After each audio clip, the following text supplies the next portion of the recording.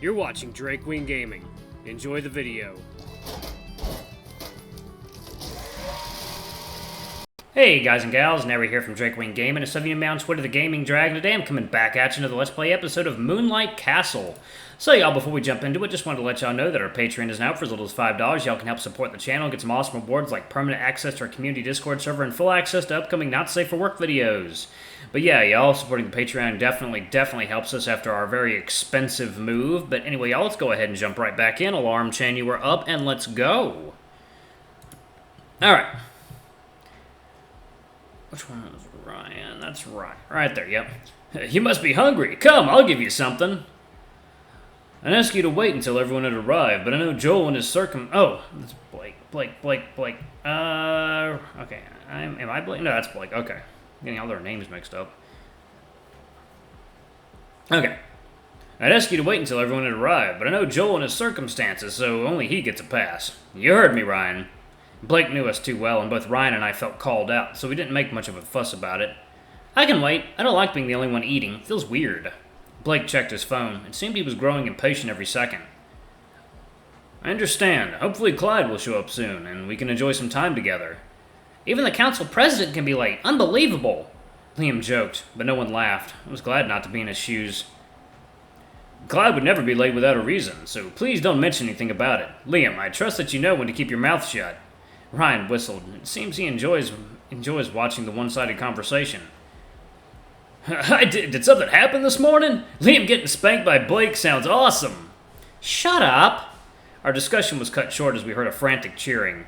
There were girls screaming joyously from the hallway behind the doors. Clyde squeezed his way in, and he was followed by a huge crowd of female students. Blake stood up, and as he did that, he sighed. The wolf then headed straight to the dragon, who was trying his best to ignore the chaos, but it was just outright impossible. Their voices were deafening, and it wasn't like he could stop them by screaming louder. I told you that! I told you to use the shortcut! Which one's Clyde? It seems I've made a miscalculation. I was already nearby, and I naively believed it'd be more convenient to use the hallway like other students do. You forgot about your stupid fan club! I'd be grateful if you allowed me to forget about such a thing existed. You can't! Look at what you've done! Oh, that's right. I can have that kind of voice for him. Yeah, we dragons, we tend to get a lot of attention. Blake returned to our table with Clyde in tow, and the mob of eccentric students followed them and swarmed over our table, around all five of us. They were all trying to get the dragon's attention one way or another. I believe the best course of action would be to seek refuge in my private room until things settle down. Clyde, did you do this on purpose? Oh my, what sort of wild accusation is that? The more I think about it, the more it makes sense. They make the perfect reason for you to leave, and that's why you walked here nonchalantly in front of everyone. That's absurd, Blake. I give you my word that I'd try out this alternative activity. Please, have some faith in me. Getting accustomed to wasting time like you and your friends do, that alone is already difficult. It sucks to say this, but you're right. I can't say that without concrete evidence. I believe you for now, but you're not leaving. Blake stared at the group of girls around us. Seeing that they weren't going to leave us alone anytime soon, the wolf closed his eyes and let out yet another sigh. Ryan, could you do that thing you did on Halloween? Are you sure? Yes, please. It's an emergency. Ryan was unsure about it. Almost instinctively, he turned to face me, probably to get my opinion on the matter. Hey, it's okay if you don't want to. We can find another solution. It's just, I recall how it went that time. I started with the kids and they cried and, well, you got upset. It wasn't completely your fault. Liam got you into doing it, remember? Guys, you know I'm here. I can hear everything you're saying. Ryan and I gave Liam a quick glance and resumed our conversation as if we were never interrupted. Yeah, I get it, but I don't like that it makes me look like I'm insane. We know who you really are. It's okay. You're my gentle giant. I winked at him, and I was too caught up in the heat of the moment to realize that I did that. Thanks. It was nice to hear. The bear scratched his cheek. It was a futile attempt to hide the fact that he was blushing. Then he got up and prepared for the stunt, and, as he was doing that, I finally realized what I'd just done. My face went up in flames. Once again, I sought shelter under my hat until everything was over. Second now, water time.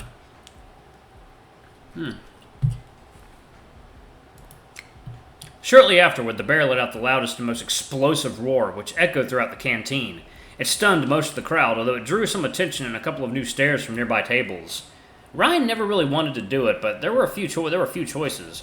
Regardless, the scream disoriented the girls enough that they were now silent. Apparently I was wrong. We did manage to stop them by screaming louder. Blake seized the opportunity to begin speaking to the crowd in an effort to make them go away. We're having lunch. What all of you are doing is childish and disrespectful. Do you really want to leave such an impression on the council president? I watched Blake unleash his sharp tongue. It came through to them, and the group slowly faded until we were all by ourselves, finally. Damn! You keep reminding me why I don't want to get on your bad side. It was necessary. I had to keep Clyde here. Clyde looked surprised as if he wasn't expecting the crowd to go away that easily. Blake, I'm thankful for sorting out that situation. Ryan brought out his food from the bag. The extra workout must have boosted his appetite. Can we eat now? I'm so hungry. Blake turned to face everyone, but before he could give the word of approval, Liam interrupted him. There are still 2 people coming. Can we wait a few more minutes, please? Blake scratched his head. He knew that, after what Ryan did, stopping the bear from eating would be just cruel. I'll wait, but maybe we should let them start. Hopefully next time we won't have to deal with any fan club. I wanted to discuss our course of action with Ryan, but my eyes caught something in this corner of the room, near the doors that connected the canteen and the courtyard. I poked Ryan on the arm and pointed my finger to direct his attention to where I was looking. Dylan, I said no! Stop being a pussy. I know what he's going to do, and I'm not letting it happen again. All muscles and no brain, and yet I'm still stronger than you. Oh, the irony. Dylan, come on, man. Show some sympathy. Who, me? That's funny. I thought you'd know me better, Patrice. Oh, the crocodile was dragging a tiger by the tail. No matter how hard that tiger guy struggled, he wasn't able to break free. And I was shocked even further when I realized that they were heading our way. The tiger was dropped on an empty seat at our table. There, I brought the kitty. The reptile held out his hand in front of the lynx and made a motion that suggested a demand. Thank you, Dylan. I'm lucky to have you. Liam pulled out his wallet and gave some money to the crocodile. What's going on here? Ryan, please, help me. Liam is buying Dylan again. The tiger tried to wiggle, but the reptile was holding the striped feline in place. You shouldn't let him hire you to do his dirty work. It's not worth it. Ryan crossed his arms and shot a glare at both the crocodile and the spotted feline. Listen, my only mistake was not asking for more money, though don't you worry. I got that covered next time. Dylan took the banknotes from Liam. What was Patrice in there? There's not going to be a next time. I'm out of here. The tiger grabbed his tail and tried to pull it. Oh, that's Liam? No. It's Patrice. Is that Patrice? Okay. Why are you running away from me? I haven't done anything yet. It sounded like a genuine question, but if the past had taught us anything, it'd be that it would never be. We should never trust Liam. You're such a liar! I saw what you did this morning with Joel. I'm not going to let you pull a prank on me again. What did you do to him? Why is he so traumatized? I didn't do anything. Stop blaming me. This guy is just too scared of everything, especially the occult and ghosts. Sometimes I don't even need to try. Liam annoyedly huffed. He put his bag on the table and brought out the mask he'd used early in the morning in order to save me. Am I even allowed to explain before everyone jumps at my throat? Patrice, right? Hey, can you do that for him? As the wolf finished saying, Patrice finally succeeded in pulling his tail out of Dylan's hand. The tiger wasn't really buying anything Liam said, but Blake's soothing manners were enough to convince the striped feline to give the other feline a chance. I guess I could at least try.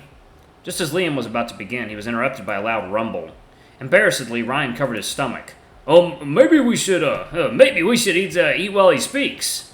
The spotted feline sighed, reluctantly. Reluctantly, he allowed others to eat first since the group had been waiting for a long time.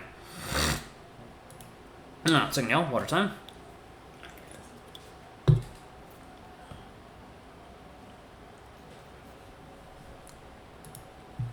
Ryan brought out 2 sandwiches and told me to eat one of them. We argued a little because he offered me a whole sandwich even though we could have shared one of the 2. I didn't want to eat half of his lunch. To me, even just a quarter felt already too much. However, the bear insisted that I took the whole portion he offered, and he even said that he'd throw away whatever I left behind if I didn't eat the whole thing. The sandwich was great, though. I'd almost forgotten how good homemade food would be. Excuse me, could you list the contents of that sandwich? Oh, sure, there's chicken, cheese, and a spicy sauce that reminds me of ketchup, but I think there's more. May I take a tiny piece of it for myself? Of course. I was kind of on autopilot, and I didn't really know who was talking to me until he took that small piece of my lunch from me. The guy was Russell, and he was chewing the tiny bit thoroughly to inspect all the flavors. What are you doing here? When did you arrive? Other than Ryan and I, no one else in the group really knew Russell. Surely if the bull was invited to come join us for lunch, Ryan would have mentioned it. However, it seemed that the bear clearly hadn't mentioned anything to anyone, because everyone was looking at Russell with clear confusion visible on their faces. Ryan asked me to make your lunch for tomorrow, and... He did what? I raised my voice and turned my head to face Ryan, who started whistling to appear innocent as he looked away from me. So I decided to come and take a look at the canteen to see what you usually eat here so that I could get an idea of what you might like. I was about to yell at Ryan, but Liam interjected. Who's this guy? Another surprise? Guess that makes 2 extras. Don't mind me, I don't know you, and I'm not planning to join anything you may have planned for these people. Ignoring Liam, Russell resumed the taste test and wrote things down. I guess it doesn't matter if he's listening. I've been paying close attention to you, Liam, and I believe you're hiding something from us. Clyde adjusted his glasses, having finished his food in silence. If you're having any trouble, please don't hesitate to contact me for a consultation. It's my job to provide assistance to other students. Liam looked down as if those words brought him discomfort rather than reassurance. It's not related to school, Clyde. I suppose I'm not well versed in personal affairs, but I'm available to lend an ear and provide opinions, so please go ahead. Everyone's here. The lynx giggled as he raised the mask for everyone to see. Don't be so tense, guys. It's nothing important. I wanted to organize a trip, something fun that we could do together, so to speak. The news received mixed reactions. Everyone was kind of suspicious and wary of him. Sounds nice on paper. Where's the trick? Could you give us more details? I'm interested. I believe that Blake liked the idea only because it was a good opportunity to drag Clyde out of his comfort zone. Dinner in the forest, watching the sunset, a campfire, and maybe a barbecue? Oh my god! I got to eat meat with all my friends? Sign me up! The prospect of good food and company seemed to have overshadowed any suspicion that Ryan had. Sure, Ryan has to cook, though, or I'm not coming. Don't worry, I'm way ahead of you, but you'll have to help me. What? You're out of your mind. I eat the food, not make it. That's the lady's job. I'm not a girl, you know. Besides, cooking is fun. Oh yeah? Sorry you act like one all the time, so I got confused. Ryan rolled his eyes. He'd likely make a comeback if I didn't grab his attention. I'll help, so let's just drop it, okay? Please? Fine. I'd like to request an important piece of information everyone seemed to have neglected so far. When is this gathering supposed to be? I must know in order to make space in my schedule. Tonight? That won't do. I can't agree to join such an activity on short notice. I have a bad feeling about this. Patrice rubbed his chin as he looked at Liam. You're not the type to organize something like this. It's too good to be true. I agree with that sentiment, and honestly, I was sure everyone thought the same. You're leaving out details and hiding something important, aren't you? You're gonna pull the usual trick and tell us when we can't refuse anymore. Second, y'all. What? Don't be so paranoid. I'm not coming then. Spit it out and maybe I'll change my mind. Dylan laughed, seemingly enjoying the situation. Even Patrice has the balls sometimes. The lynx then elaborated on his reasons for organizing the trip. I heard a rumor on the internet a few days ago. They said that in the middle of the night, while they were out camping, a castle showed up in the forest.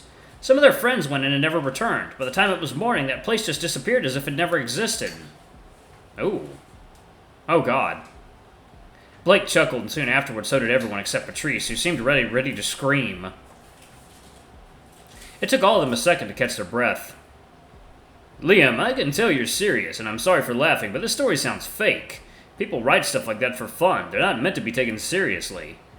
I knew you were up to no good. I refuse to have any part in this. You heard me? This stuff is freaking me out. I don't care if it's real.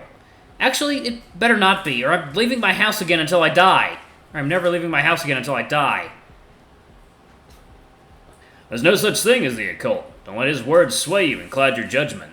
I didn't expect Russell to just chime in like that. Hearing about supernatural stuff must have struck a nerve in him or something. What do you know? I tell you, there are lots of things in this world we can't prove, like miracles, magic, gods, ghosts, and... Hey, Ryan, is your friend okay? I'm starting to get concerned about his mental health. Did he bump his head when he was little? Look at all the loads of bullshit I'm hearing. Funny words coming from a bull. You're too arrogant, little man. I've changed my mind. I'll join your weird group and prove to you that this is nonsense. Guys, that's enough. Can we find a middle ground? My words seemed to have stopped them, and instead of going at each other, they began mumbling things to themselves. I really want to go. If you guys don't wish to come along, that's fine. I was planning to go even by myself. There was a moment of silence. Everyone was collecting their thoughts. I don't recommend going out alone in the forest at night. Do you have a vehicle? Clyde was smart enough to assess the situation, and he immediately brought up a fair point. I don't. I thought we'd go together, so only one of us was going to bring a vehicle. Though if I was going to be alone, I'd just walk. Huh? You got a death wish or something? Dylan raised a brow. Even to the crocodile, whose bars were already low, Liam's plan was crazy. Oh, alright, y'all. I'm going to go ahead and pause it right there. Thank y'all so much for watching. Don't forget to like, comment, subscribe, ring that notification bell, and check out our Patreon if you can. It always helps. Anyway, I love you all. I'll see y'all in the next video. Bye-bye.